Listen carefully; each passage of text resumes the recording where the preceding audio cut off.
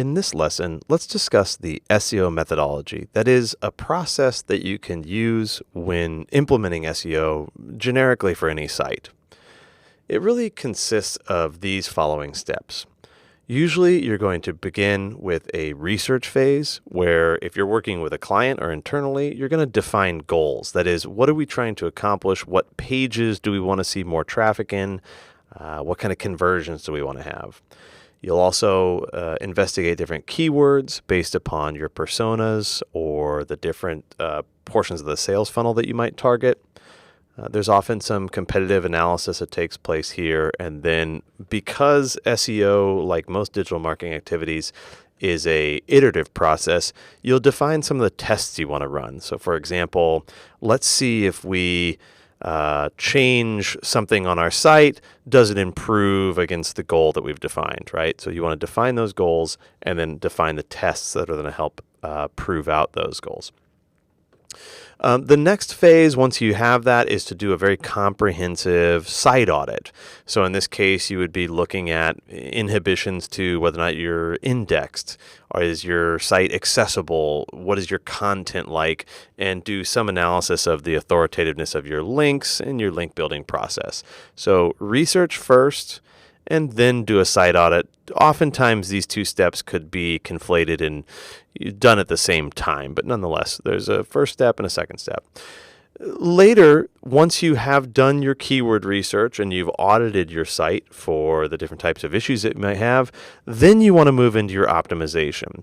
Now, oftentimes with people doing search engine optimization, they will start at step 3. They'll say, let's start changing page titles. Let's start changing meta descriptions. Let's get more links.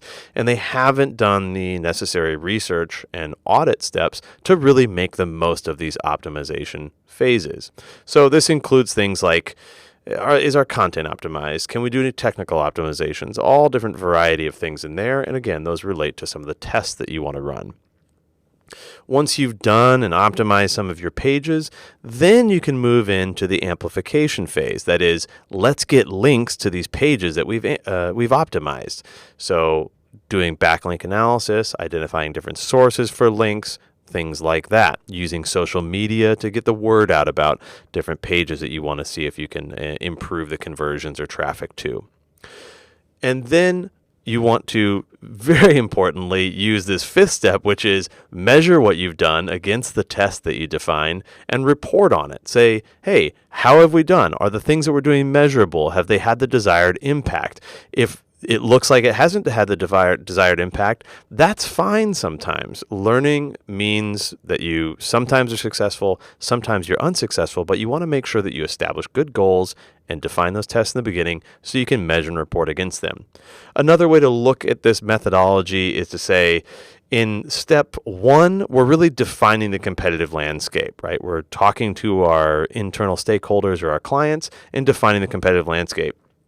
Then we want to do a site audit and identify what are our strengths and weaknesses within that competitive landscape. Where are we strong? Where are we weak? What are things that we can change? And then there's a number of implementation phases. So again, oftentimes people will start search engine optimization activities at step 3 when they haven't done the appropriate research and audit phases. So just when you're doing SEO, realize that you're probably going to have to move things to the left a little bit and make sure you're defining goals and doing a lot of research prior to ever changing things on the site. It's really helpful.